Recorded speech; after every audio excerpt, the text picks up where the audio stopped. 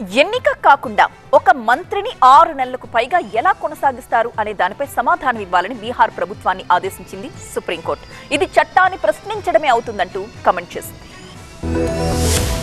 అసెంబ్లీకి కానీ మండలికి కానీ ఎన్నిక కాకుండానే 6 నెలలకు పైగా మంత్రి పదవిలో కొనసాగుతున్న బీహార్ మంత్రి దీపక్ ప్రకాష్ వ్యవహారంపై సుప్రీంకోర్టు కీలక వ్యాఖ్యలు చేసింది. ఆయన మంత్రి పదవిలో ఎలా కొనసాగుతున్నారో వివరించాలంటూ బీహార్ ప్రభుత్వాన్ని ఆదేశించింది ధర్మాసనం. దీపక్ ఎన్నికల్లో గెలవకపోయినా ఆయన రెండోసారి మంత్రిగా నియమించడాన్ని వ్యతిరేకిస్తూ వేసిన పిటిషన్ ను ప్రధాన న్యాయమూర్తితో కూడిన ధర్మాసనం విచారించింది. ఇది పూర్తిగా చట్టపరమైన అంశమని, ఎన్నిక కాని వ్యక్తిని 6 నెలలకు మించి మంత్రి పదవిలో ఎలా కొనసాగిస్తారని బీహార్ ప్రభుత్వ తరపు న్యాయవాదిని ప్రశ్నించింది. ఈ విషయంపై ప్రభుత్వం నుంచి సూచనల్ని తీసుకుంటామని ప్రభుత్వం తరపు న్యాయవాది తెలిపారు. ఈ అంశంపై స్పష్టమైన వివరణ ఇవ్వాలంటూ సుప్రీంకోర్టు ప్రధాన న్యాయమూర్తి ఆదేశించారు. కేసును ఆగస్టు 4కు వాయిదా వేశారు. సాధారణంగా ఎన్నికల్లో గెలవని వ్యక్తులు మంత్రులుగా నియమితులైతే వారు 6 నెలల్లోగా ఏదో ఒక నియోజకవర్గం నుంచి గెలవాల్సి ఉంటుంది, లేదా శాసనమండలి సభ్యుడిగా అయినా ఎన్నిక కావాలి. దీపక్ ప్రకాష్ ను 2025 నవంబర్ 20న ముఖ్యమంత్రి నితీష్ కుమార్ కేబినెట్ లో పంచాయతీరాజ్ మంత్రిగా నియమించారు. అప్పటికైనా బీహార్ శాసనసభ లేదా శాసనమండలిలో సభ్యుడు కాదని తెలిపారు.